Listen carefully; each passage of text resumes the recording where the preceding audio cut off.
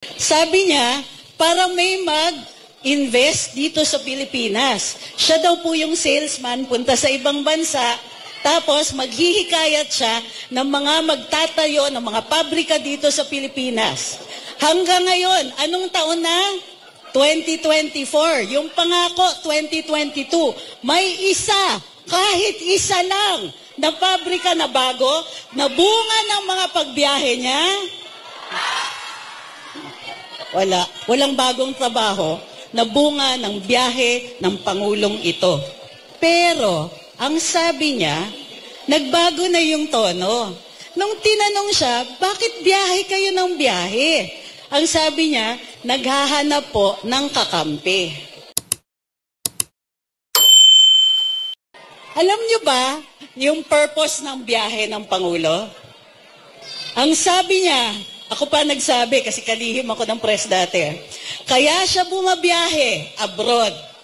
Kasi naghihikayat siya ng mga investors. 2 taon niya halos ginagamit yon. Ay, more than 1 year niya ginagamit yung excuse na yon. Ay, sabi niya, para may mag-invest dito sa Pilipinas. Siya daw po yung salesman, punta sa ibang bansa, tapos maghihikayat siya ng mga magtatayo ng mga pabrika dito sa Pilipinas. Hanggang ngayon, anong taon na? 2024. Yung pangako, 2022. May isa, kahit isa lang, na pabrika na bago, na bunga ng mga pagbiyahe niya. Walang bagong trabaho na bunga ng biyahe ng Pangulong ito. Okay? Siguro naman pwede na tayong maningil, ano? Okay? Ilang bilyon ang ginastos sa dami ng biyahe. Pero wala tayong nakikita na binunga ito. So, distab ba yung ginagawa natin? Hindi. Naniningil lang tayo. Sila mismo nagsabi eh. Siya po mismo nag-announce, maghihikayat ng investors. Pues, hindi pumasok ang investors. Bakit? Kasi mahal ang pagkain, mahal ang tubig, mahal ang kuryente, matraffic, kokonti ang trabaho, mataas ang crime rate. Hindi muna niya inayos lahat ng ito bago siya naghikayat ng investors. So, medyo mali, ano? Inuna yung biyahe.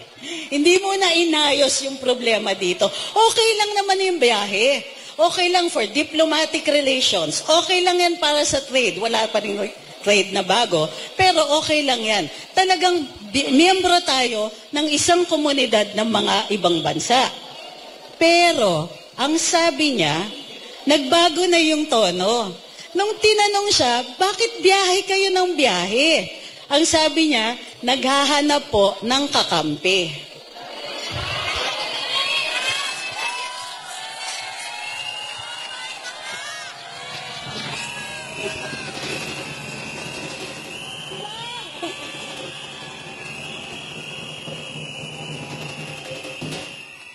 Mga away ka tapos maghahanap ka ng kakampi. Ano ba yan?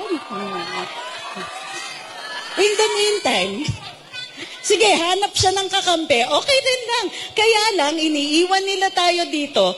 Gutom kasi mahal ang presyo ng pagkain. Uhaw kasi mahal ang presyo ng tubig. At kadalasan, brown out pa. O sinong nakaranas? Recently, nag-brown out tayo. Bakit? Kulang ang produksyon ng kuryente. So teka muna, Mr. President, hindi ba dapat inuna natin yung paggawa ng kuryente para sapat? Hindi lang para dun sa mga dadating, pero para sa atin. Di ba dapat inuna nila tayo? Di ba dapat para mabuhay, kailangan na natin ng pagkain, tubig, kailangan natin ng kuryente. Pero inuna nila, una maghanap daw ng investors. Ngayon, naghahanap ng kakampi.